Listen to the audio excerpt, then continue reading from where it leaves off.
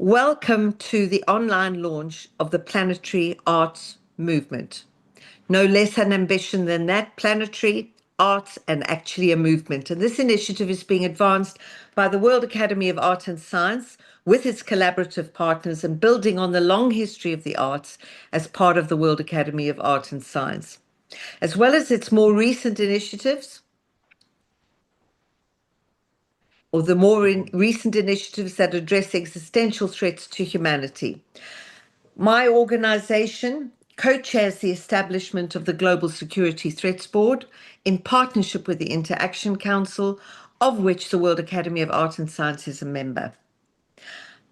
And I will move on from that because, as I say, not here to talk about One Young World, but happy to talk later. But today's launch of the Planetary Arts Movement is to advocate for and initiate a cultural transformation to secure humanity's very survival and to bring forth a flourishing planet for us all. We welcome all of you at the start of what is actually a critical journey. We also have a call to action, which we're delighted to be able to issue, to ask everybody and everybody in your organizations to sign up to the manifesto for planetary arts. And you can find that at https:// as always, worldacademy.org, all in lowercase, /arts-manifesto/. So if you didn't get that, I'm sure Lorenzo and Joe will be circulating it, but incredibly important that we sign the manifesto. So we are committing to something and not behaving like all of our political parties who put out manifestos and then just do something else. So I am going to introduce each of you as briefly as Joe has suggested. Quite difficult with all of you because you all have incredibly impressive summaries, leave alone your whole story. So I will go quickly with those, which is not meant to indicate any disrespect, but simply a time action so that we can get to you as quickly as possible. So let's talk about the role of arts across World Academy of Art and Science. I'm happy to introduce to you those that don't know him. Otherwise, if you do, yay. Gary Jacobs, who is the President and Chief Executive Officer of the World Academy of Arts and Science. As all of you know, the World Academy is a global think tank founded in 1960 by probably some of the most eminent intellectuals of the last century, including Albert Einstein, Robert Oppenheimer, and Bertrand Russell. Gary's an American-born researcher and author specializing in business management, economic and social development, education, and global governance. A lot of things a lot of us care about. He's also a member of the Club of Rome. He's the chairman of the World University Consortium, the president of the Mothers Service Society in India, and his research focuses on creating 100 million jobs and developing alternative economic measures beyond GDP.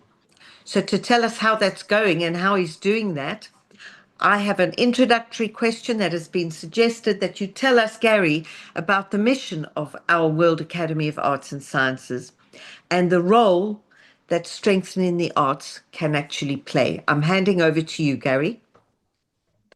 Kate, thank you very much for the introduction, but you could have been much, much shorter. Yours is hard. Yours is hard to cut down. It's really special. I could have helped you if you needed it. Anyway, thank you. It's very kind. I'd like to specifically talk about why the arts are of the greatest importance to the Academy and give that background. Our origin, as Kate mentioned, some of the people who were involved, there were others also who were really among the great artists of the world, or have been or have became later, Buckminster Fuller, Yehudi Menuhin, Henry Moore, and others. And this was from the beginning, the Academy felt that it's very important that we've got not just eminent artists, scientists, but artists as well. And it's that issue that I want to talk about. some of you are familiar, but the short version is our academy was founded mainly because of the development of nuclear weapons and the onslaught of the Cold War and the arms race, for which some of our founders considered themselves very eminently responsible, thinking they were doing something to save the world, and yet unleashed a genie that has been pursuing us and haunting us ever since. And it was within that idea that the need for science to take responsibility for the consequences of its creations, regardless of who actually got to use them. That's particularly relevant in a world today where we have arguably the most powerful invention of all time is artificial intelligence. And we have a similar issue here as to how far science, which has developed it, can really control and determine that it is used for most beneficial purposes. The Academy, at its founding, summarized its mission as to be an agency of human welfare. We update it now because of our collaboration with the UN to be an agency for human security. And our premise is that both art and science are extremely important powers and influences in determining our capacity to achieve that human security for all. And the logic behind this was science reveals the natural laws that govern the universe, but it cannot by itself determine the purpose for which those laws are applied or their meaningfulness to human beings. Art awakens us to the sense of meaning, values, beauty, harmony, imagination, and aspiration. Without art, science risks becoming mechanistic, value neutral, or even destructive, as history has shown and is even showing us today.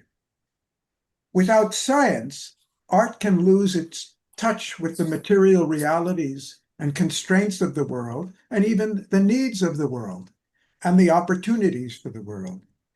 One of our early members, Buckminster Fuller, said, "Art and science are tools for discovery and innovation, with science providing the systematic understanding of the universe, and art offering the creative insight to apply that knowledge for the benefit of all humanity."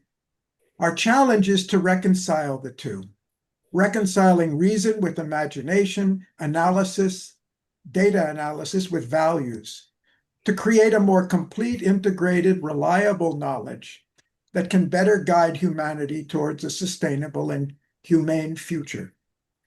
The failure of our collective response to the global challenges that we face today, and I don't need to list for the group here and to say what they are. We'll just put up climate change just for an environment and famine and poverty and war and so forth, just for the record. But the Academy believes we have to call on efforts to bring both science and art together, because neither of them by themselves are proving very effective in addressing these powers and harnessing them for the real welfare of all humanity. We're looking for a formula we call reliable knowledge. And for us, reliable knowledge has to be justified by its impact, its consequences. And as long as the knowledge we're applying is not getting consequences for humanity that are improving the present and future for humanity, there's something missing. There's something deficient in our formulation of it. The climate movement will not succeed through data alone, through science alone. It requires the emotional power of narrative, music, visual imagination to awaken the collective conscience of humanity. And in spite of the former head of the IPCC, Rajendra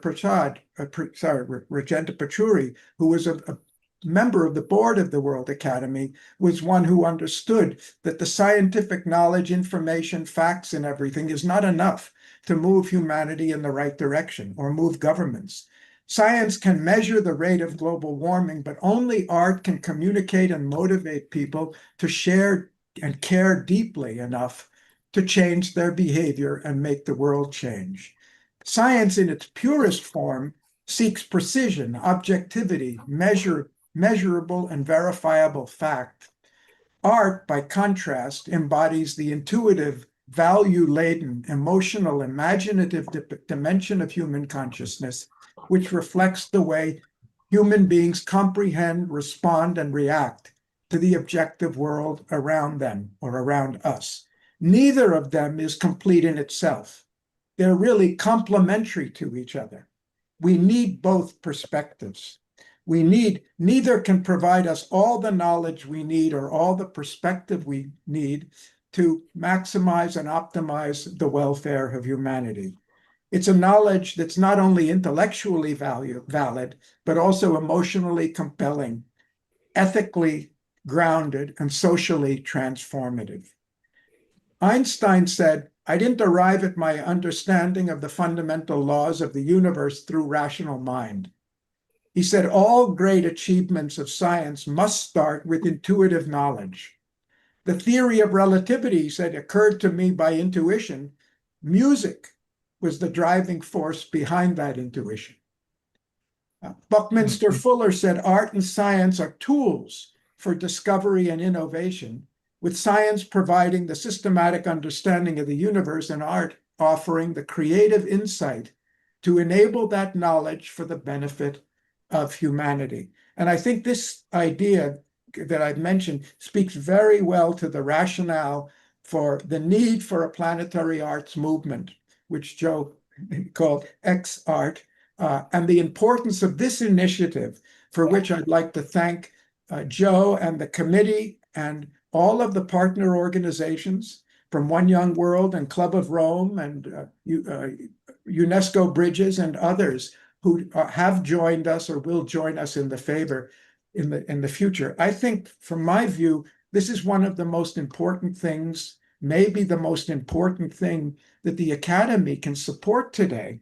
We've done a lot on the idea of science and a lot on the idea of recommendations and strategies. But the one thing we've collectively failed to do is really reach humanity and move them to join us. What we really need today is a global social movement from the bottom up, because we see from the top down there's just too much influence on our leaders from other powers and vested interests. And I think that's, in my view, that's the spirit and importance of what we have in mind. And the draft of the manifesto, which has been circulated, I think is a wonderful statement that captures this spirit of bringing together the objective and subjective dimensions of this, the creativity, the emotion, the intuition, the value stake to it. So I won't take more of your time. I'm very interested and eager to hear from all the other speakers and to see where this movement goes. Thank you for joining us, and thank you in advance for all we can do together from now on. Thank you so much, Gary. And I'm going to move now to Joe as Director General of the Interaction Council, and to take forward to address the security threats to life and human existence. To take that forward with her partners, Joe established the Global Existential Security Threats Board with us at One Young World and designed a collaborative plan, Strategy X, to strengthen leadership and advocacy, enabled by a Global Futures platform for the planet, people, and peace. I'm not going to take you through her previous roles, which span the UK government, United Nations, Commonwealth, World Health Organization. You all know Joe as a really impressive human being. So Joe, why do we need, and this builds on what Gary's been saying, a planetary arts movement? How do we become part of this new movement? What are the challenges? Over to you, Joe. Thank you. Thanks, Kate, and thanks to everyone. So today we've entered a very different era, an era of multiple threats to the very survival of humanity. We all know about the climate crisis and the danger from tipping points, the continued wars that are escalating, and the continued dangers from nuclear threats. in the future as well, the dangers from further pandemics and also synthetic genetically engineered pandemics. And then there's the emergence of AI and artificial general intelligence and a world that's unknown to us with the dangers that that presents.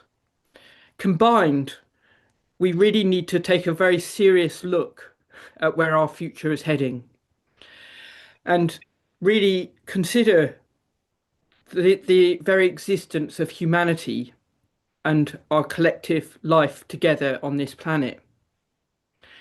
Ultimately, though, we have a choice, and choosing to live is really key. Choosing to exist is a really key turning point for us all.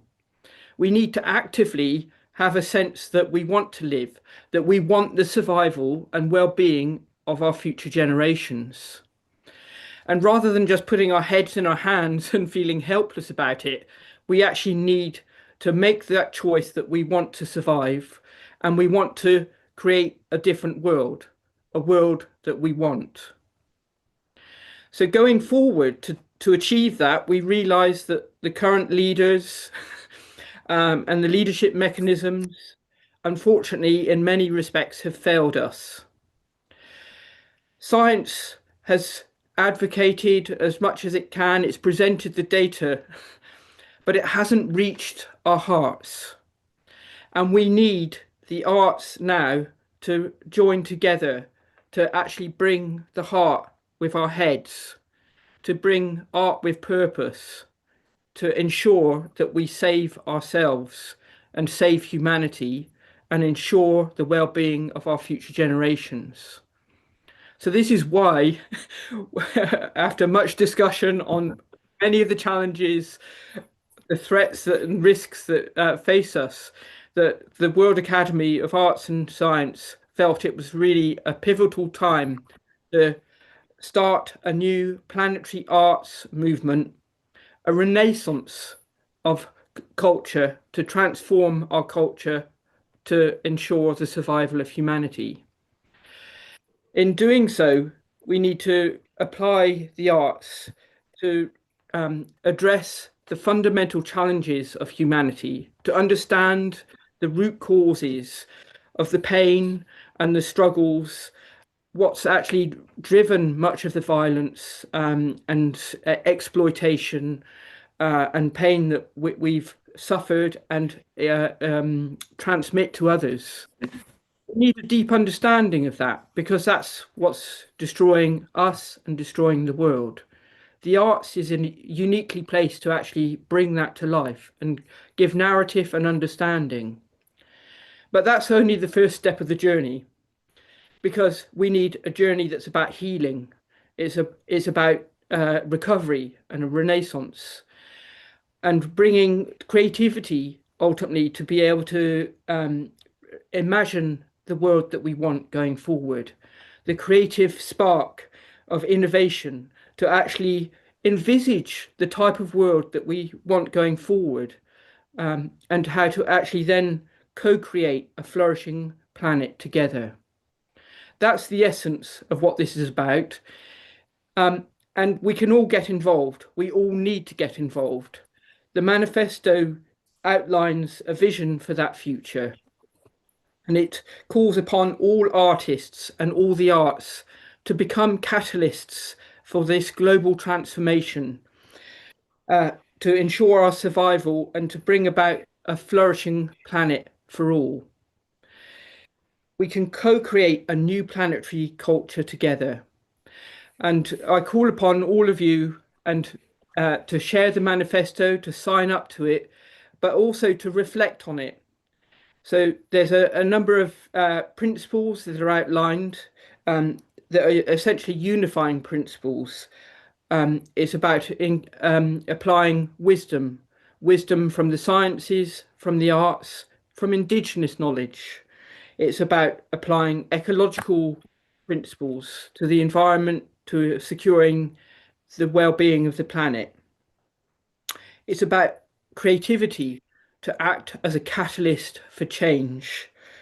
It's all inclusive. this is about everyone. Everyone can be an artist. Everyone can enjoy the arts and be moved and engage with the arts and use arts as with purpose to make a better world. And it's about uh, narrative, bringing to life, understanding the complexity of what it is to be human in this day and age, but to give narrative to our journey, our collective evolution, and to ultimately to help shape the future that we want together. So, first step, sign up to the manifesto, share the manifesto, but more importantly, reflect on what's your unique contribution?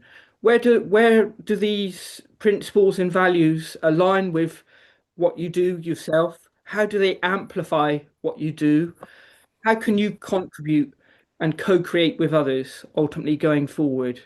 So that's the call to action today. We'll come back to some more detail right at the end of the panelists, but I want to hear from everyone else. And a big thank you to everyone who's participating and the panelists who I've worked closely with over the last months, years, lifetime. Thank you. Thank you, everyone. Excellent. Thank you, Joe. Okay, moving on now.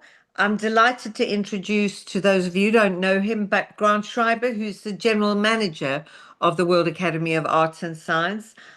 He's a South African publisher, and yes, we do share an accent. He's the founding editor of the Real Leaders magazine, which focuses exclusively on sustainability and ethical business.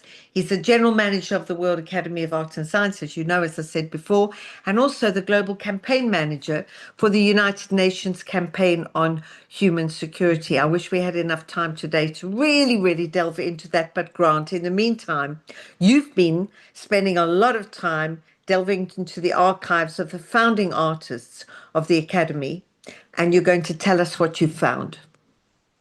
Over to you, Grant. Thank you, Kate. Yes, I'm going to give some historical context to the World Academy and in relation to the creative arts. So I'll start almost a year ago at a conference in Baku, Azerbaijan. Jonas and myself had a conversation around the rich history of creativity found within the World Academy. The more we spoke, the more excited we became that the word art in the name of our organization had to be revived. And I'm delighted that we all find ourselves here today to launch X-Art under Joe's leadership. It was also a reminder of the importance of place, that a place of artistic, cultural, or historic significance can in turn inspire new ideas. The idea of nurturing and celebrating places of cultural importance has been part of the World Academy from the start. Joseph Needham, a co-founder of UNESCO, was also one of our founding members. The planetary arts movement draws on the inspiration of some of the greatest artists, writers, and architects in history. Yet we still have a firm eye on how this translates into building a brighter future. In many ways, X-Art, the planetary arts movement, is starting with a blank canvas. But the World Academy is also returning to a radical idea from history, one that sees artists and humanists standing alongside scientists and academics in shaping our future. As Kate mentioned, I've been researching archive material for the World Academy for more than a year now, and I've uncovered some amazing insights into some of our members that relate to creative thinking. Robert Oppenheimer, a founding member, had a mother who was an artist. She taught him how to play the piano, to write poetry. His father collected art, and as he grew up in New York, he was surrounded by works by Picasso, Cézanne, Renoir, and Van Gogh. In his later years, Oppenheimer's writings revealed a profound sensitivity to human nature, a jarring paradox when seen against his role in creating the world's most powerful weapon. In his writing, he speaks of footpaths between villages that connect communities, which become invisible the higher you rise into the air. From space, they become invisible. While scientists consider this higher vantage point superior, Oppenheimer reminds us that we can no longer see the paths on the ground anymore that connect us. These are not the words of your typical scientists, they are the words of a poet. Architect Buckminster Fuller, another fellow of the World Academy, was asked to design his famous geodesic dome for a unique project in Cyprus. It was going to be a center of humanity that was going to be managed by the World Academy and have its own legal status as a country, much like Vatican City. Artists Salvador Dali and Max Ernst were asked by Peggy Guggenheim to sell some of their artworks to support the project. Sadly, in the end, the civil war in Cyprus put an end to this ambitious idea, but it demonstrated how creative greatness had rallied around the organization, best known for its scientists and academics. Fuller also asked us to imagine spaceship Earth. Earth as a single shared vessel with finite resources, requiring humanity to act as responsible crew members rather than competing passengers. Once again, these are not the words of your typical architect, they are the words of a moral philosopher. Albert Einstein, another charter member of the World Academy, remarked that he very rarely thought in words. He said, "A thought comes, and I may try to express it in words afterwards." I think he was describing art. What else could shapes, colors, and imagination in the mind's eye be other than art? An artist chooses not to translate these ideas into words. It becomes art. The books of science fiction writer Arthur C. Clarke, another fellow of the Academy, was not wild imagination. Many of his predictions became reality. He foresaw artificial intelligence, space stations, and satellite communications. He demonstrated that imagination, when disciplined by knowledge, can be a form of foresight. Many of his stories don't end in triumph, but in transformation. Sometimes they are unsettling, sometimes ambiguous. But these concepts are still relevant today as we deal with the transformation of human intelligence into artificial intelligence. I've always believed we need to ask ourselves a very serious question. Why is art discouraged at a certain young age? We are told, enough finger painting and playing with things, you need to do something more serious now. It shuts down one of the most important elements of being human, creativity. The examples I've given of the World Academy Fellows proves that staying curious and playful can in fact deliver real-world solutions and innovations that drive the world forward. As we experience ever-growing ideologies that seek to conform and control us, we need more creativity, more playfulness, more imagination, and more ways of seeing the world, something that only art and fantasy can teach us. In conclusion, I think that everyone should really strive today to become a polymath. This term used to apply to a select few, what we would call a genius. But you can now run 10 unrelated topics in ChatGPT or Google Gemini that are each working on a solution to your problem. You can even turn intuition into actionable ideas with AI. Technology has made it easier to promote creative thought and explore problems from multiple disciplines. And I think we should embrace this potential. The World Academy was founded on transdisciplinary thinking, on the belief that the most consequential challenges of our time cannot be solved within the silos of single disciplines. In our current age of global turbulence, the future will not belong to specialists alone, but to those who can connect, translate, and synthesize across domains. Artists, architects, dancers, poets, and musicians are uniquely equipped to help. As Arthur C. Clarke once observed, one cannot predict the future, but one can invent it. I think we are going to show you our video that we produced for the launch of XArt. So if Lorenzo could please show that to us. I think it's around 3 minutes long. Thank you. Great, thank you, Grant. Sharing my screen now.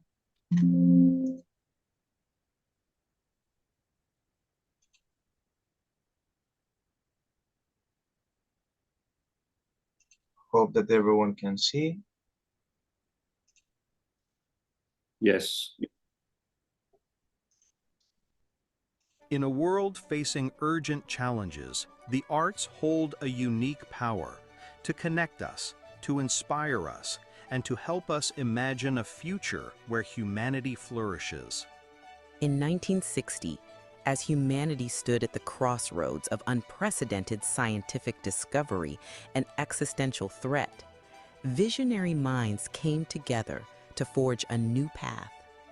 The World Academy of Art and Science was founded by visionaries such as Albert Einstein and Robert Oppenheimer. Among its fellows were great artists too, such as sculptor Henry Moore, architect Buckminster Fuller, and science fiction writer Arthur C. Clarke. They held a radical belief that survival itself requires both rigorous thinking and boundless creativity. Ambitious projects were launched, such as the World Man Center in Cyprus, supported by creative legends like Peggy Guggenheim, Max Ernst, and Salvador Dali, who pledged support for this world-first center that was to be managed by the World Academy of Art and Science, with a structure designed by Buckminster Fuller. They dreamed of art and creative thought as a force for global transformation. Today, their vision is rekindled within the World Academy through the Planetary Arts movement that aims to unite creativity across the globe. Our mission is simple but urgent: to transform existential threats into pathways for peace, prosperity, and planetary well-being by using the creative arts to highlight our common humanity. Today, as we face climate emergencies, pandemics, and technological upheaval, the World Academy is once again rising to the challenge, supporting science and academia to create powerful visual narratives and storytelling that inspires action. Art, as a universal language of empathy and beauty, creates peace by reflecting our shared humanity, transforming pain into healing expression, and opening compassionate visions of a more harmonious future. We are calling on all artists, painters, musicians, poets, authors, dancers, storytellers, and digital creators to bring their gifts to the most important stage of all, the survival and flourishing of the human race and the protection of our fragile natural world. Guided by principles of wisdom, ecology, inclusion, and storytelling, the Planetary Arts movement is building networks and alliances that connect communities, inspiring action and acting as a catalyst for positive transformation.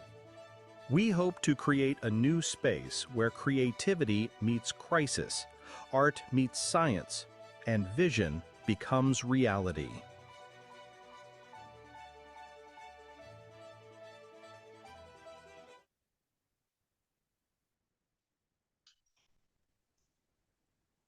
How completely wonderful was that? What a wonderful thing to see. Grant, am I leaving you now? Yes, I'm done. Thank you very much. I think that I am. And now it's a privilege for me as a newcomer to introduce to you someone I'm sure you all know, Gordon Fuller, who is a relative of Buckminster Fuller, who you definitely know.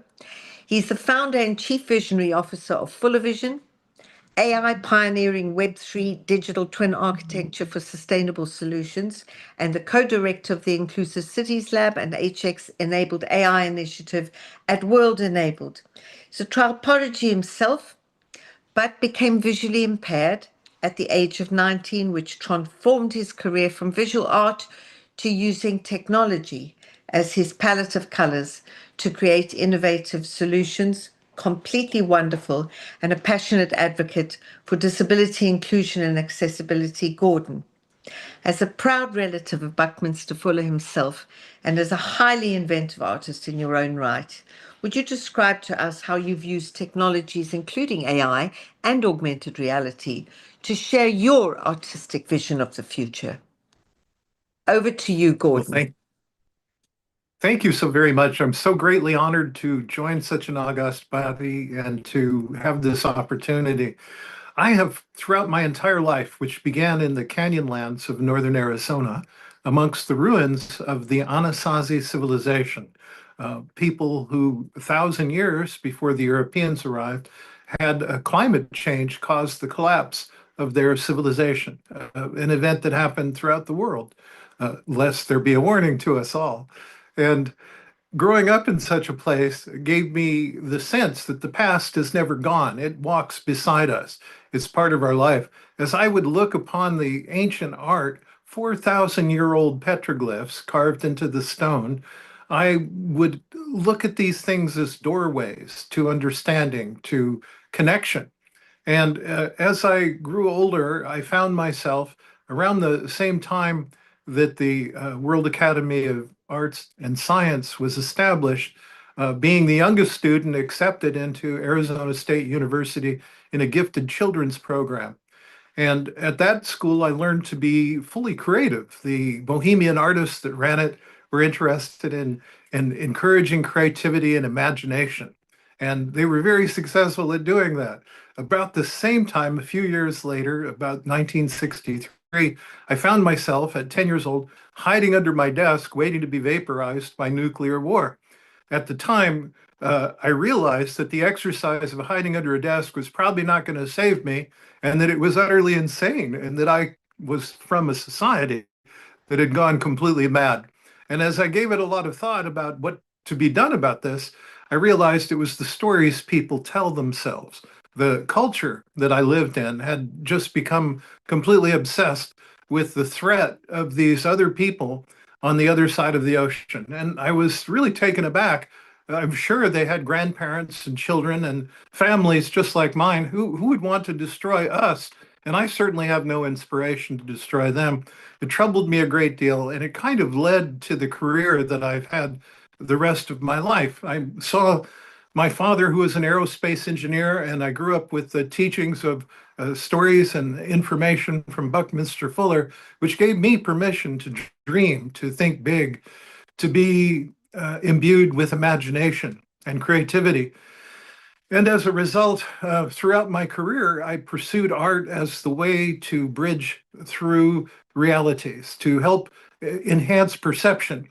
And then at 19, when I found my eyesight was to become, I was going to become blind, I realized I needed to think about my future and what I would do as a blind person. And along the way, I had picked up filmmaking, and I began working with electronic media because it suited me.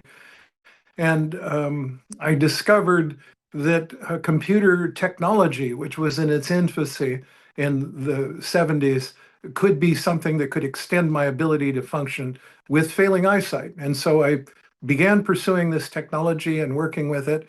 And I began looking at how society, weaving the web of our networks around us, was about to take bad turns. In my hometown of Tucson, Arizona, they were going to put in 200 cable channels. And at the time, I was Commissioner of Arts and Culture for the community. And I thought, how are the arts and culture workers here going to benefit from 200 channels coming from distant storytellers primarily, going to benefit our faces? Are they going to be the same diverse faces, the stories that we tell in our community? And so I began thinking about this and pursuing public access cable television and advocating for it. And over the years, that led me to work as an innovator, developing digital tools and technologies for people to be able to use video accessible technology to express themselves and to share these stories. I ended up serving on boards of directors of cable and phone companies, advising them on how to use interactive technology. I created the world's first digital twin of the metaverse. In video conferencing avatars could populate a three-dimensional simulation of the communities of Silicon Valley. And along this way, it occurred to me that the future could be better served if we had a better way of connecting us all together and sharing these visions. Since then, Silicon Valley has taken quite an interesting turn. And instead of the internet becoming a great connector of humans, it bypassed the local scene altogether. It's up in the clouds. Oh no. And here we are now where we live, divided and confused and distracted. So my hope for the future is clearly that we find a new way to network ourselves on the ground, like mycelia, create new connections that give us the ability to share, perceive, and exchange ideas, fresh new ways of looking at the world. And to this end, I've created a new political art movement. I think in these times that we live in, politics has become so distracting and obvious that we can't turn away from it at this point, dare not. And I'm hopeful that in taking advantage of one of the interesting creations of our political system here in the States, there's a thing called the 527 Political Action Committee. And it occurred to me this would be a great frame for creating conceptual art. And indeed, what we're doing now is creating three-dimensional models of visions of the future of how we could, say, cover our streets, our roadways with solar panels and collect rainwater and distribute electricity, create a new transportation system that uses these panels overhead to support an overhead aerial framework for transportation and freight, clearing the streets of vehicular traffic. And of course, bringing about a renaissance on how we live in our communities without the noise, pollution, and the dependence on so many material goods. So my hope is that together around the world, we all begin to start envisioning the world we want to live in. Ever since I was a boy, greatly enjoying science fiction, I was very sad to feel that all the visions of the future that I would see in movies and television were always very dark, most all of them. And where is the positive visions of a better world? The things that Buckminster Fuller brought to life and made us all aware of how we could see things different, how we could approach them. So that has been my work, and I welcome anyone, everyone to collaborate to this end. I'm found at fullervision.com, fullervision.space. Any of those would work. And let's take the next steps. Let's envision a better world. Let's use the vehicles that are given to us, things like political action committees. Every country has the opportunity for people to engage in the political discourse, and I've posted some of that information on my website. And with it, we can definitely take a stand, make our opinions known, and engage our citizenry in imagining a better world in which we would like to live, and showcasing that using all of the arts and embracing all of our sciences, because we human beings, we are flexible and adaptable creatures. I'm kind of proof of that myself. And I really believe that the better life ahead really represents to all of us an enormous opportunity to see the next 10,000 years, like the ancestors that surrounded my valley where I grew up. We can live in balance, we can live in peace, we can make a better world. And so thank you again for this opportunity. We'll do all we can to support. Thank you so much. How wonderful. From South, so here we go. We've been to South Africa and to Tucson, and now we're going to Argentina. Sylvia Zimmerman de Castillo is the co-president of the Club of Rome, but she is Argentinian herself, a writer, a philosopher, an international lecturer. She studied at the University of Buenos Aires and at the Sorbonne. She's a co-director of Watershed Conference on Water at the Vatican from 2017. She coordinates dialogues in Paradise at the Mokichi Okada Art Museum in Japan, and is the international director and chair on beauty at the University of Bologna in Italy. Recently, she was elected to co-president. Recording in and out.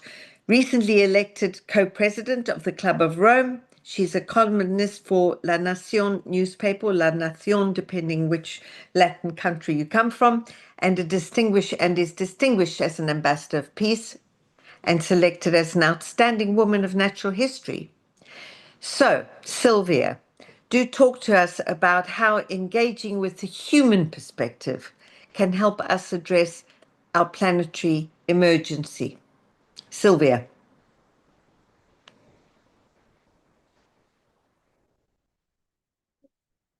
Over to you, Sylvia. Sorry, Lorenzo, Joe, is Sylvia on? Sylvia, you muted? Here, I was She's muted. I'm I sorry. just activated her audio.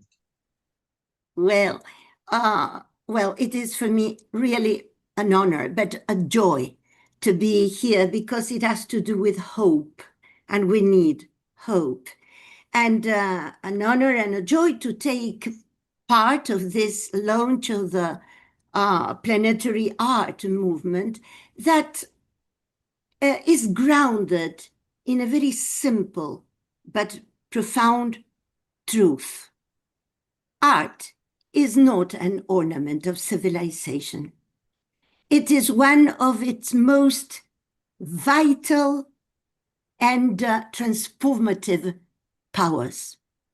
And here we speak about art with purpose. And art with purpose is born precisely in those moments in which history hesitates and familiar narrative lose their powers, and humanity feels that it is standing at a threshold. And actually, this is not just a technological or political shift that we are going through. It is much deeper. It is a crisis of meaning. And in those moments, as this one that we are going through, art does not just reflect reality, does not just express the crisis. It can open windows to what can become new and better. And this is a power that we find in art. Today, so we speak about art with purpose. And let me tell you that from the Club of Rome, we are fostering what Aurelio Peccei, our founder, predict in the 1970s in a dialogue with a Japanese philosopher, Daisaku Ikeda. Aurelio Peccei, and he was a man, he was an entrepreneur, he was a man of business, but with an open, poetical mind. He said, lastly, we have gone, the world, Western world mostly, has gone through different revolutions. The Renaissance, and then the Industrial Revolution, the Technological Revolution.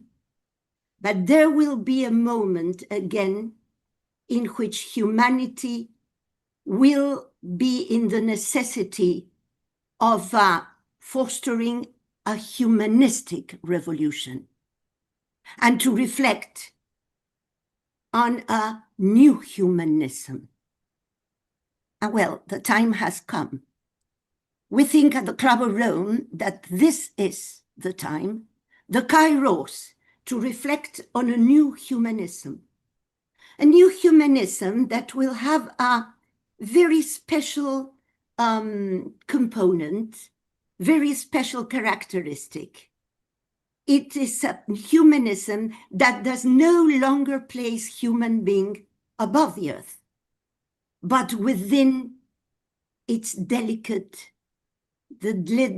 weave of the planet. Now, in this new humanism that we are fostering from the Club of Rome, art plays an irreplaceable role. Why?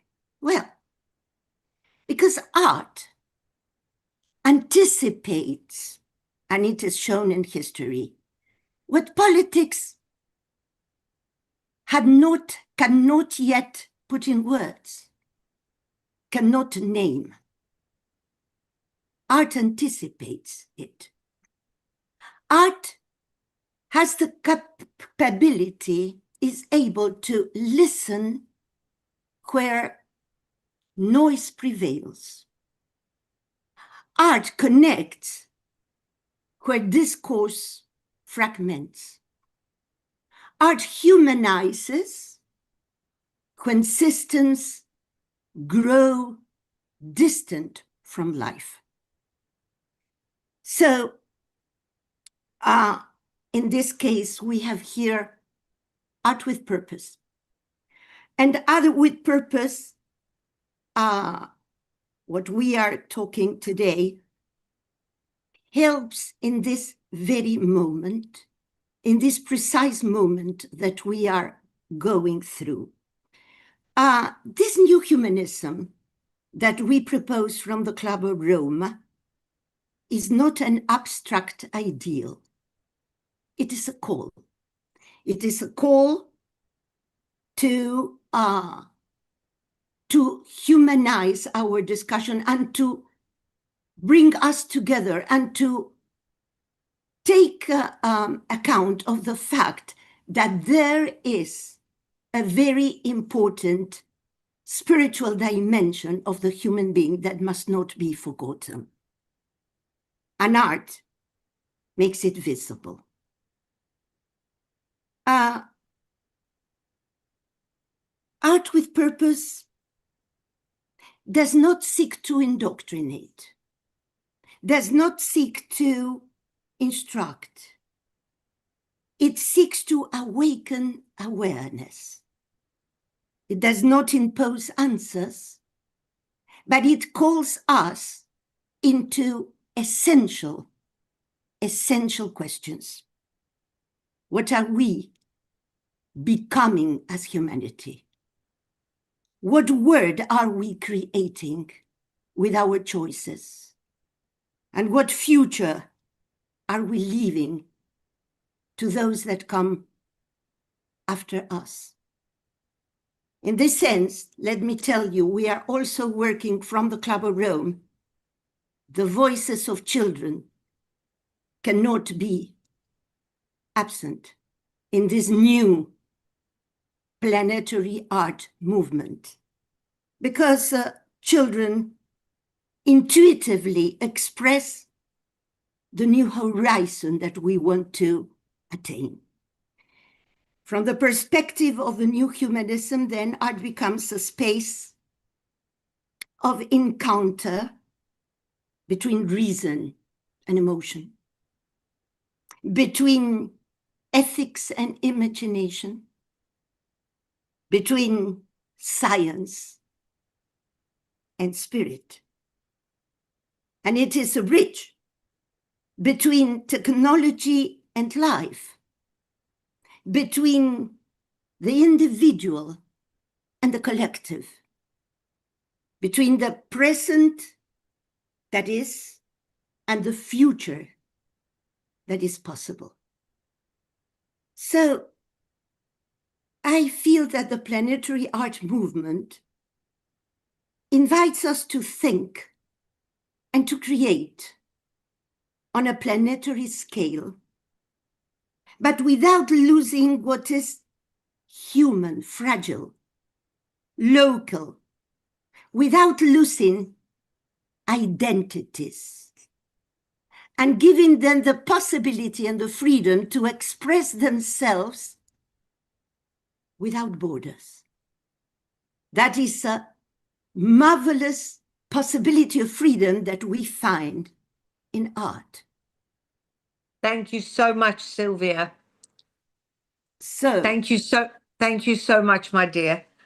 You mentioned bridges, and I yes. want to move on to Stephen Hartman, who's the founding executive director of UNESCO Most Bridges. Okay. And I'm so sorry, Sylvia, to interrupt you, but everybody, it's not only you, everybody's gone way Of over. course. So don't I you haven't seen the no, and you I spoke haven't seen the minutes. I and haven't seen the call. you spoke so beautifully, so beautifully. Thank you so much. So I'm going to go straight on to Stephen at UNESCO Most Bridges, Okay. Thank who you. builds partnerships with his role at UNESCO. Stephen is going to talk about how the arts and humanities can be applied, as Sylvia suggested, to enhance delivery, actually, of the Sustainable Development Goals. So over to you, Stephen. Thanks very much. I hope you can hear me okay. I have to keep my voice kind of moderate because I'm in a social setting in the Well lounge at done. an There you airport. are. We see you. We hear you. Yeah, you hear me. Okay, good. Thanks very much for that very nice introduction, and thanks to everyone for the wonderful thoughts that have been shared so far.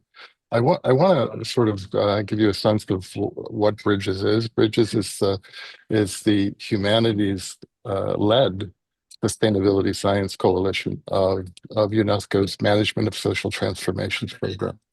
And the acronym or the initialization for Management of Social Transformations is MOST. And this is one of UNESCO's international scientific programs. It also is intergovernmentally led by an intergovernmental council.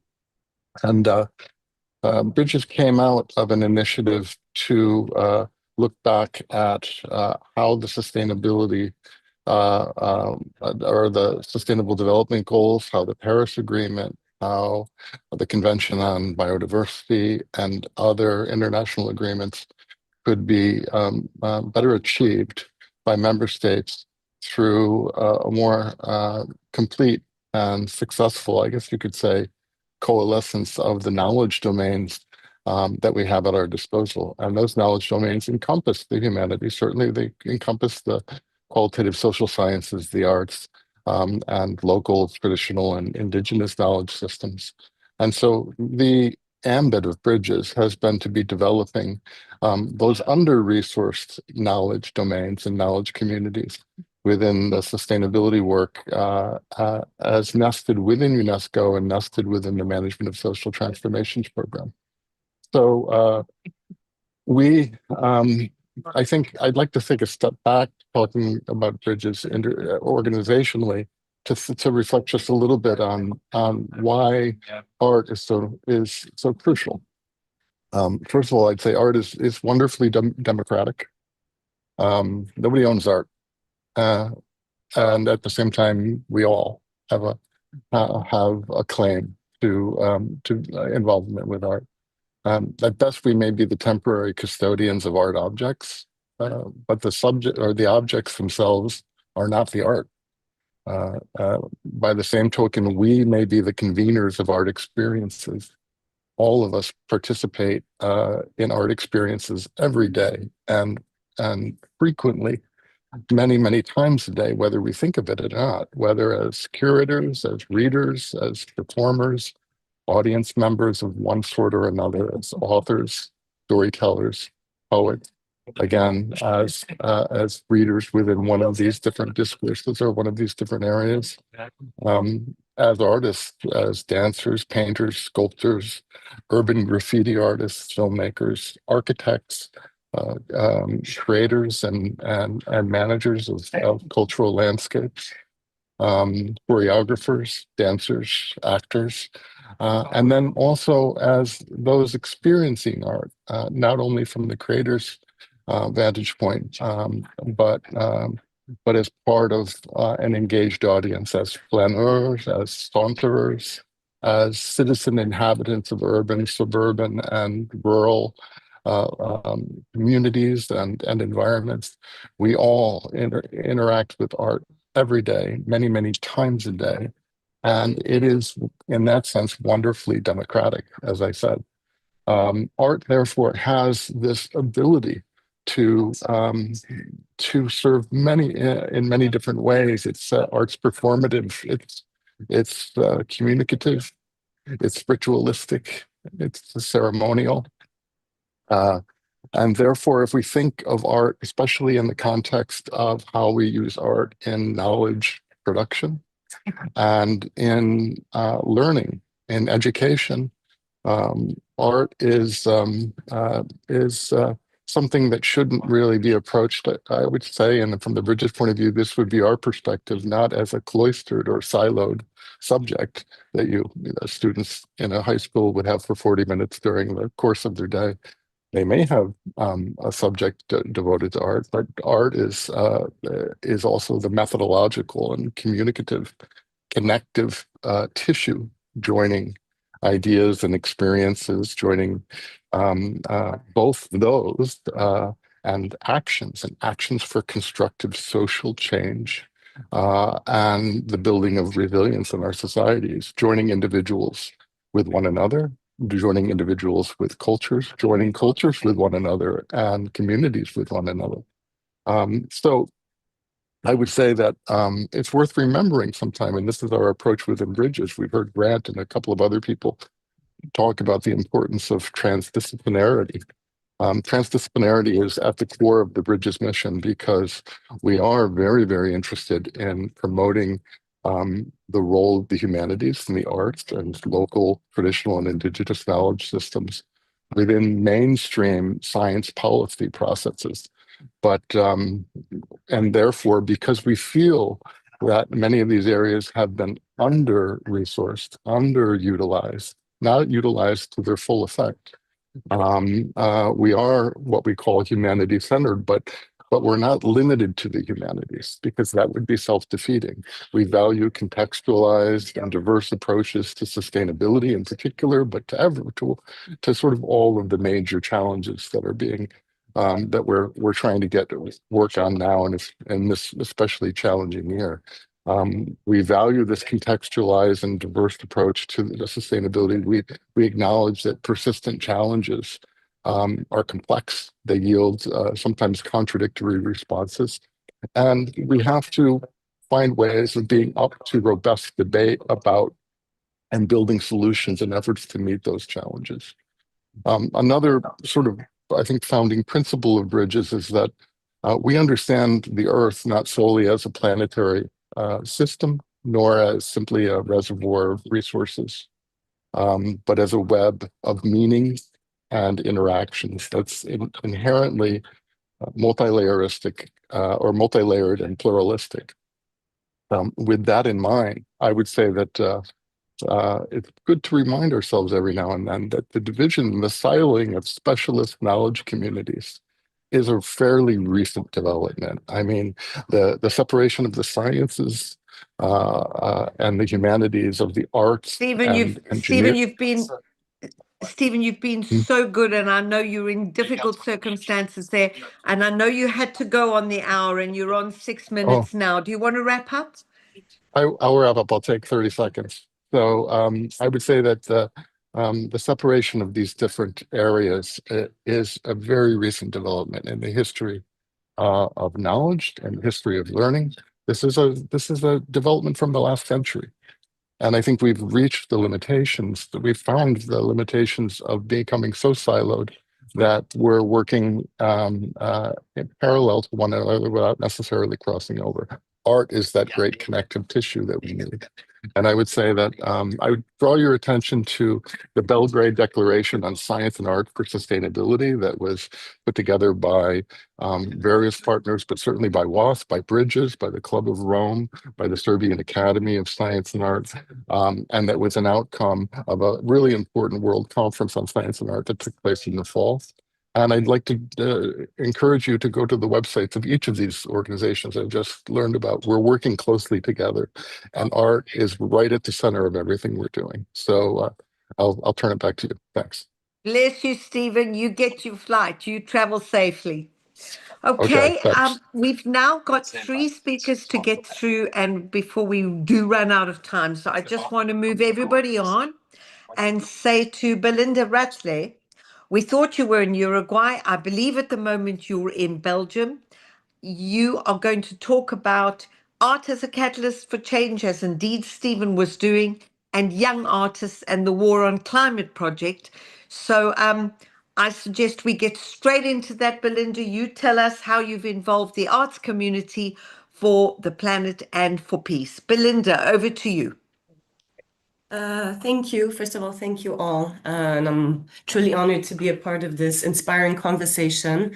I'm gonna try and be brief and cut to the chase. I've been leading the campaign for the War on Climate, which is a project that aims to highlight the connection between peace and our planet. We're a global movement that aims to spotlight the military's climate impact, the gap on military emissions reporting, pushing for their accountability, and to spark the conversations that the governments keep trying to avoid again and again. So I'm not in Uruguay, no, I'm in Luxembourg. I think the reason for this misunderstanding is that we are today having a soft launch in Uruguay, of one of our cultural events, where we have brought together government officials with artists and leaders of the civil society to interact all together, to provide a platform as Stephen said, instead of working in parallel, kind of join forces. And I think that there is no better medium than art and culture to get everyone together. So we have done so by putting musicians and artists and political leaders together, opening the doors to some of which had never spoken to each other and are really looking forward to do so. So I invite you all to check out the event and also to check out our Instagram account and our webpage. We have a short movie of 7 minutes that kind of outlines our mission, the message we're trying to convey. Now, as Sylvia Zimmerman said so eloquently, I think that we cannot have this conversation without children. And this was also kind of the forethought to what led to the war on climate, putting arts and culture together with our messages. In Beirut, we came up with the idea of including kids by launching a small art competition. It became so popular that instead of just having children, we had to segregate them into three different groups. So younger kids, young and then smaller teenagers, and up to higher, older teenagers. And we did like this small competition, and we came up with beautiful results. So we truly believe that we cannot separate the younger generations from the conversations. And we believe that through creativity, we can build bridges. Art plays an essential role in transmitting messages and also connecting people. I think we need to reach the heart of wider audiences and compel our societies to globally move on in the right direction and ensure we have a peaceful future. I'm going to try and wrap it up here. I'm happy to share the link to our campaign and the movie. We made the documentary movie in the link in the chat here. Bless you, Belinda. Thank you. Thank you so much. I'm very, very dear to my heart with my organization, One Young World. So you're right in the center of that. Thank you so much, and good luck with the soft launch today. We're moving now to hear from Her Excellency, Ms. Winnie Kiap, who is the High Commissioner of Papua New Guinea into the United Kingdom, but recently appointed the chair of the Commonwealth Secretariat Board of Governors, a historic achievement she succeeded another woman in the role. Yay, go the girls. Her background in Papua New Guinea's civil service is extensive, including roles in Department of Trade, investment promotion, and also as Secretary of the National Executive Council. I'm going to hand over straight over to you, Your Excellency. And Winnie, tell us about the Commonwealth Essay Competition, as well as a bridge for peace and for understanding the many diverse communities of which you are now chair of the commission. Over to you, Your Excellency. Thank you. Okay, my video is not on. We don't see you, Excellency. No, my video. There you are. You're there. We see you. Oh, am I there now? Thank you very much. We see you. Hello. Hello. Thank you so much. I feel so very privileged to be on this panel.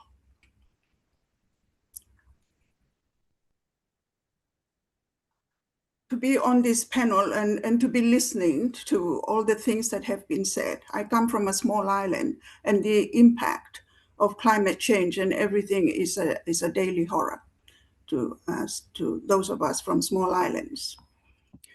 The Pacific people depend very much on the environment, the soil, the forest, the ocean. Our ancestors had great respect for these as givers of life. My childhood memories include not being allowed to throw sugarcane or banana peels in the forest as that would be disrespectful to other owners of the forest who were invisible. The beliefs allowed for conservation and protection of forests, which are the lungs of the earth. Sadly, global demand for timber threatens the role forests play in planetary security.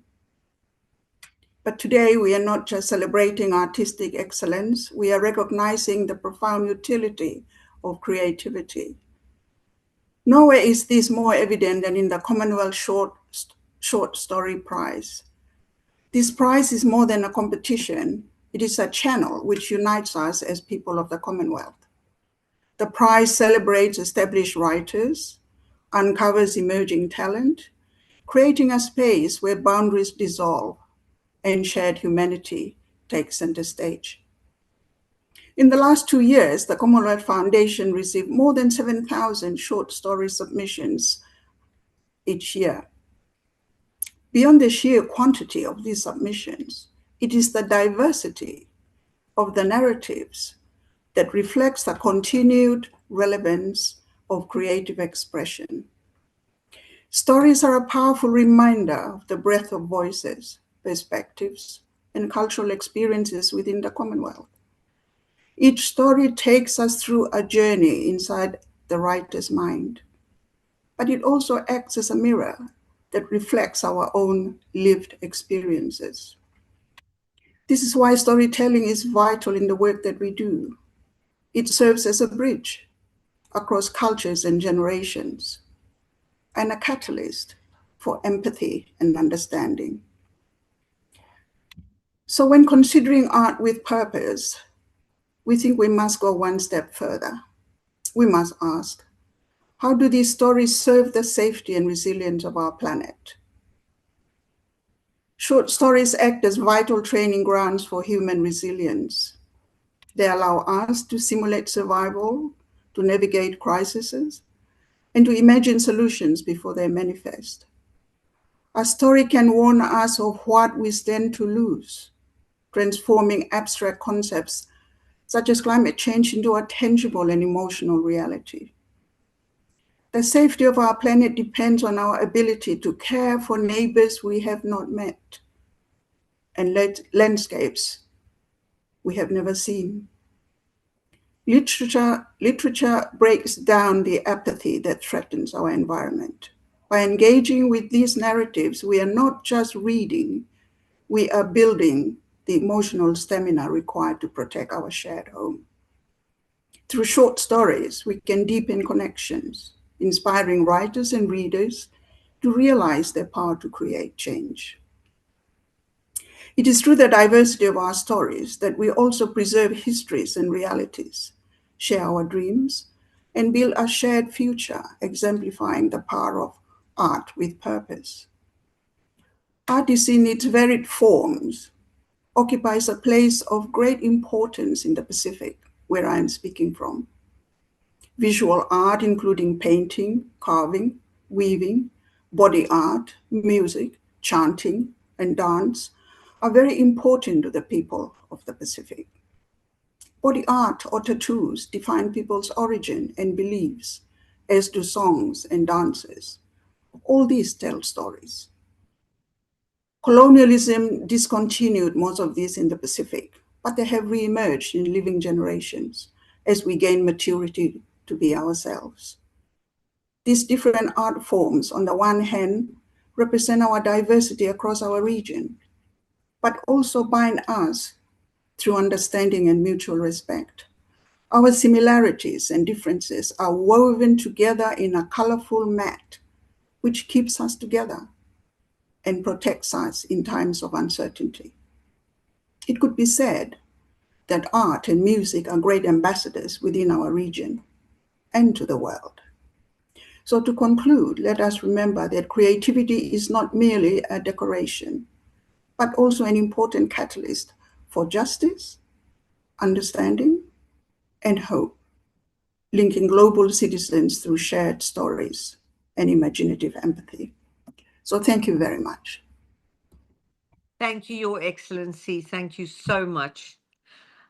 I'm going to move now on exactly those points that the chairman was suggesting there, to talk about the world we want for planet and peace, XArt for the live launch, which is going to be in April 2026. And to tell us about that, I'm bringing someone that many of you know, Colin Sugden, who is the artistic founder at PNK. Lots to tell us about, and Colin has so many roles and has done so many things I'd love to hear about. But Colin, can you tell us about the joint Planetary Arts launch in London on the 10th to 11th of April? Because I'm sure we'd all like to be there and to take part. So over to you, Colin Sugden. Hi there. I'm really lucky because I've been someone who's created things all my life. I've taught for many, many years and taught and worked with children with special needs. So I get a chance to see really interesting things. I've been even luckier. I met Joe, and Joe has brought me into this amazing project. I'm also very lucky because I work with artists all the time through a group called Artistic PNK. And we put on shows for artists who have challenges to overcome, and that could be various things. And we bring them together with mainstream artists and give them a chance to explore their ideas with everybody. And it's been very successful. And I think it's because of that I've been dragged in tooth and nail to support XArt launch. We are very experienced in launching shows in town. They're often quite alternative shows. They're not the run-of-the-mill pretty pictures on the wall. They're often very expressive and engaging. And that's why we're there. We're going to work with XArt and War on Climate on WWW at the amazing venue at Overseas House. Thank you very much. And it's going to be a stunning show. It's a show which will raise awareness and all the things we've just been talking about. It's a way of us just making a beginning. And that's what we've got to see that first show as, is a beginning, just the very beginning of this exciting project. I know that we can all understand the value of art and where it can come from. I particularly care for those people who need beginnings and help, and children. So that's where I come from mainly. My hero is Joseph Beuys, who tells us all that we are all artists. And I totally believe that. Everybody can contribute and everybody can take part in this. And recently I was really pleased to hear Peter Gabriel say that artists have a role to look into the mists, and when they catch sight of something, they have to hold up a mirror. And I think if anything comes from today, that's what we need to be doing. We need to be holding up that mirror and showing what we can do as humans to move forward. And I know that we're not going to stop. The 10th of April is the very, very beginning. We're already planning further exhibitions in the autumn and further on there. And we're going to work in conjunction with lots of different people to support all the things that we've been talking about. And I know that Artistic won't stop until we've done our job. We continue to do that.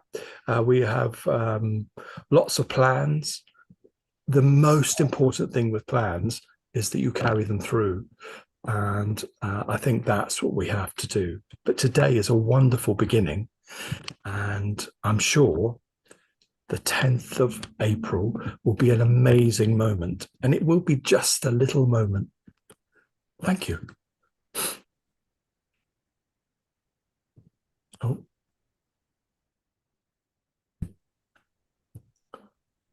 Kate, you're on mute. We can't hear you. You're muted. Yeah, Kate. So Kate's on mute. Please join us again. So I think Kate's trying to invite, aside from thanking the panelists, she'd like to invite Stephen Byrne, followed by Miko Green, to say a few words before about the initiatives that are running. They've only got about 1 minute, 90 seconds each, and then we'll have closing remarks from Gary Jacobs, President of the World Academy of Art and Science. If we're running out of time, we'll share on the chat about follow-up and next steps, and there'll be stuff sent out as well from my side. Thank you. Thank you, Joe. I see I've been unvoted, but unmuted, but let's get on with it exactly as you suggested.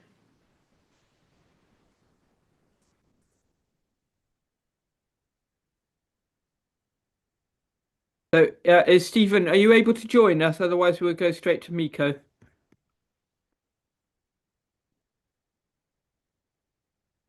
Hello, Joe. Give me a moment to make a Stephen panelist. And once I have done it, I believe that he will be able to share without any problem. So whilst we're waiting, I just want to say that the London launch is the 10th and 11th of April. We'll be sending details on that. Kindly sponsored by the War on Climate with from Belinda's side. So it's a collaborative event, and just to say this is the beginning of a movement. We welcome you all reaching out, sharing initiatives that you're doing already, and to potentially co-badge or create a collaborative event, or to plan events in the future as well. There'll be lots to do, and it's really about your imagination and what talents, what skills, what unique contribution you are all able to bring to this agenda. We have Joe. We have Stephen on screen. Brilliant. Thank you. Thanks, Stephen. And Stephen's a great example of this. Thank you, Stephen.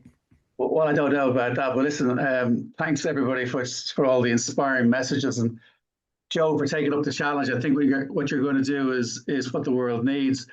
Look, my background is very practical. I'm a businessman. I've been working in war zones for 20 years at the cutting edge. We go into war zones like Israel, Palestine. We've been Africa, last few years, Ukraine.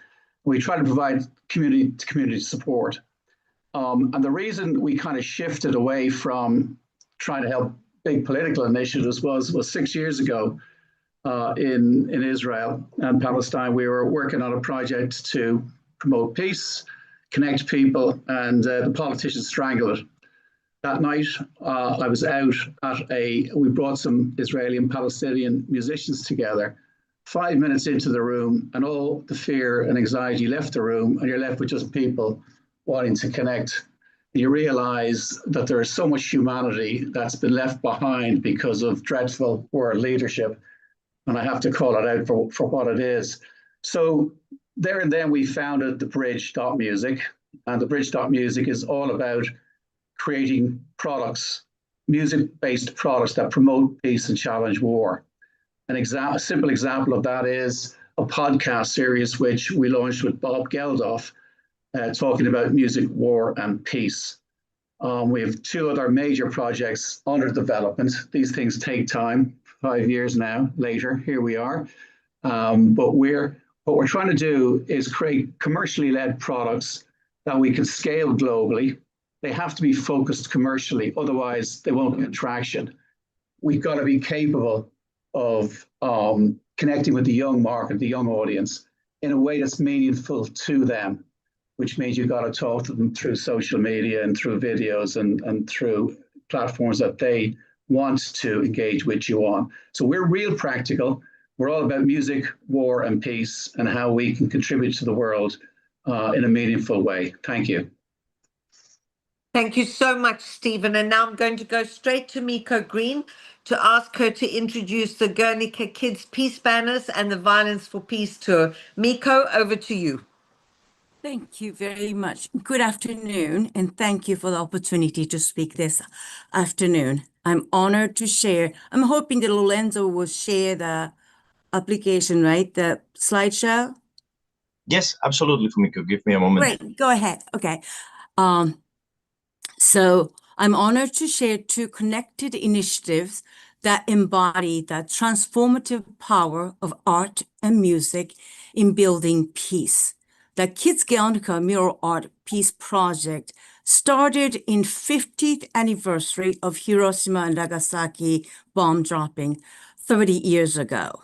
It invites children not just to observe art, but to become creator of it. Through hands-on mural painting inspired by Picasso's Guernica, young participants engage directly with the stories of suffering and resilience in war. As they paint, they think, feel, and envision peace, growing awareness that peace is not passive, but something we actively make together. This project nurtures empathy, critical thinking, and the courage to participate in a more peaceful world. In parallel, Dual Peace Violin World Tour connects us across generations, histories through music that carries memory, survivors' violins from Hiroshima, and the Holocaust, voices of the past.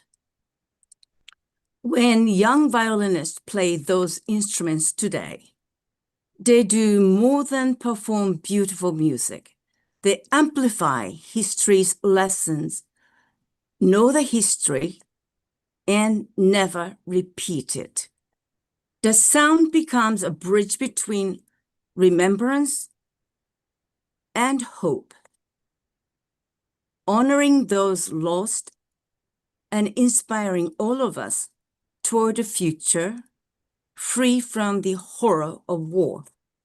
Together, these projects echo the ethos of planetary arts movement, that art is a living force for global understanding, compassion, and peace.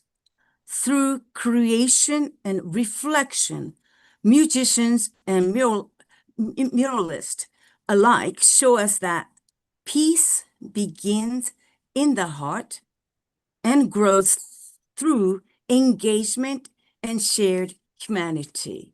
Thank you. I think, Slide, you keep watching that you will get to see the violin part of it, since I spoke a little bit quicker than I anticipated. But you will see these are all banners that has been created by over almost 50 countries. So far, 31st year, about 1,000 banners. And this is the second generation. We are reinvigorating this project. And I think pretty soon you will start seeing the violin part of it. And we'll be starting the Japan tour and US tour in spring. And we'll bring it to Guernica, Spain in Guernica Day and do the European tour with the Holocaust violin and Hiroshima violin traveling together. These are the bullets of all the banners that has been created. Now it is the Peace Project we began last year. And this year is the world tour that will unite two violins that survived most horrendous events in human history, modern history. And we have young violinists playing. Oh, this is the young one that I'll be bringing to USA, 19 years old. She has played more than a couple dozen times in Japan in few places, and this will be the first time she'll be touring United States of the historic site, hopefully including Enola Gay, Smithsonian. We'll see.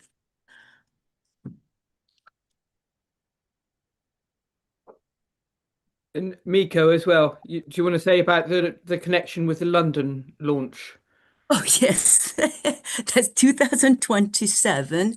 We are hoping to have a Rosa violin and a Hibaku violin coming together at the venue in London in collaboration with Collins organization, Artistic.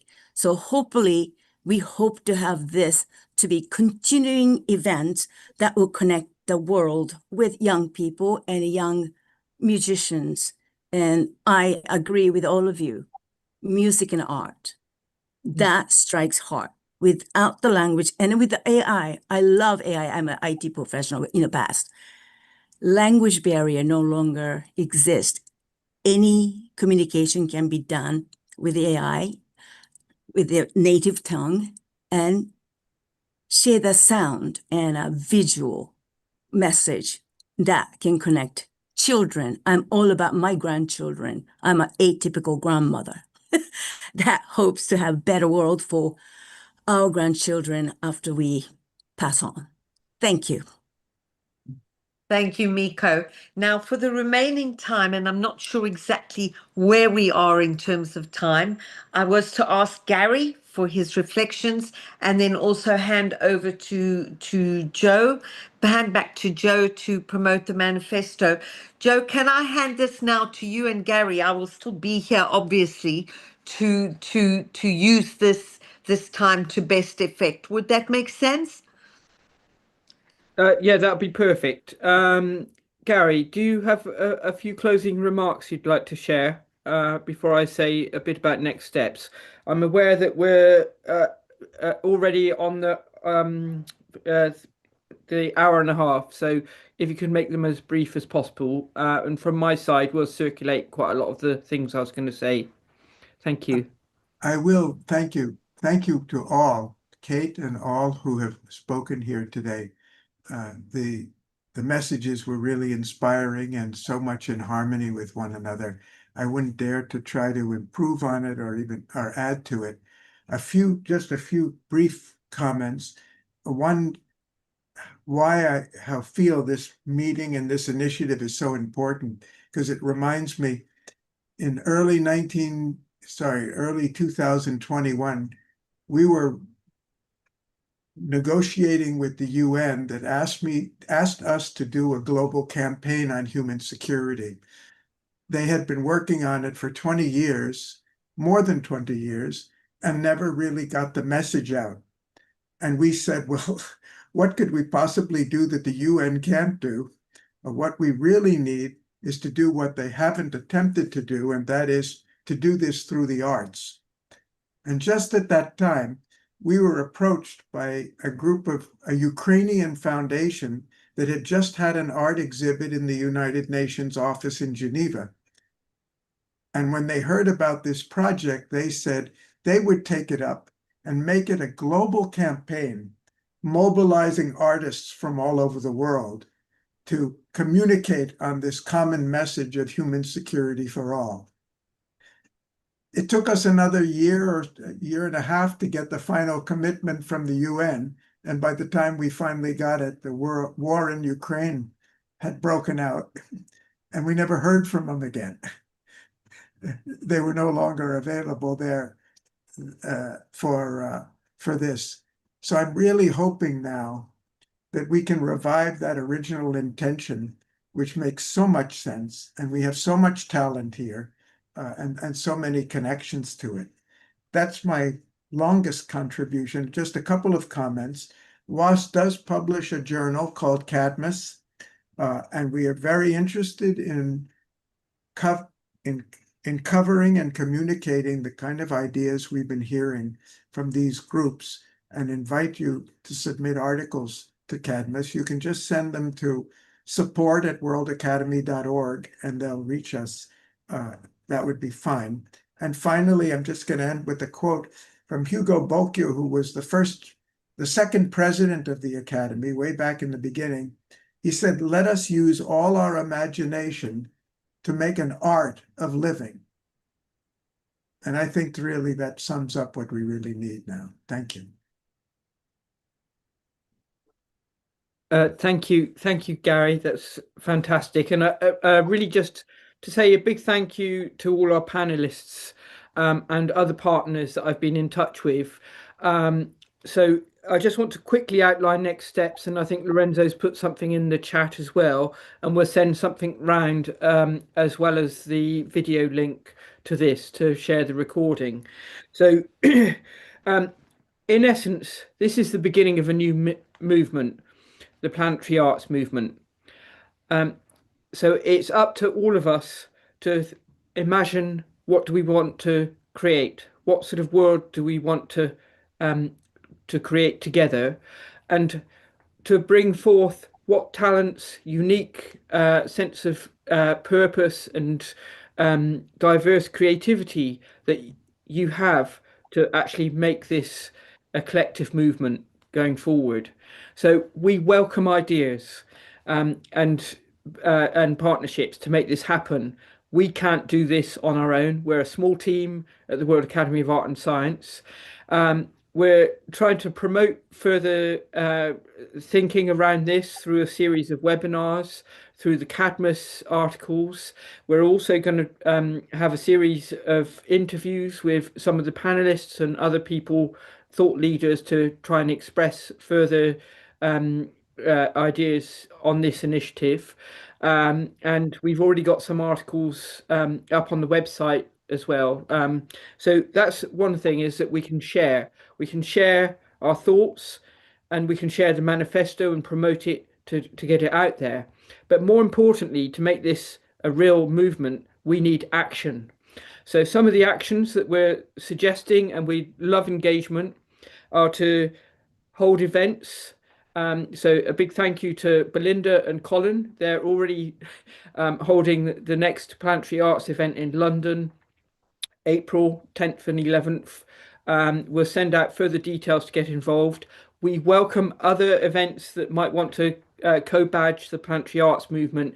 If you feel that your work is aligning with the manifesto and want to be part of this global movement, reach out to us, share what you're doing. We'll see how we can co-collaborate on that. So the other thing is, we want to establish networks, thematic networks. They might be on things like peace, the planet. It could be about forests, about street art, about cultural transformation. I wanted to say a big thank you to Miko. She's already volunteered to set up a cross-cultural network. We're in discussion about how to go about that. And then the other thing is to set up an alliance. So all the panelists organizations that have been here today will be invited as foundational alliance members to help support this initiative going forward. And we welcome other organizations to get involved as well. The other thing that people can help with is through donations. We have no money at the moment. We've got big plans, and we need to mobilize resources to really make it happen. If that's something that you can give, whether it's through money or donations of pieces of art, please see the donation button. But if you can give your time, we also welcome volunteers. So ultimately, though, I think I just wanted to say everyone has something they can contribute. It's really a case of being part of this wider movement, that we can all contribute together and share what our skills and talents and our vision of the world is, so that we co-create the world that we actually want going forward. A big thank you, everyone, and I'd look forward to being in touch with further information. I'll call upon the chair just to give the last vote of thanks.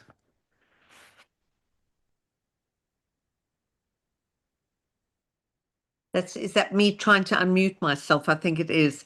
I would like to thank all of you for just such exceptional people, so much talent, so much passion. Miko, that stuff was absolutely breathtaking. I'm sure from all of us, thank you.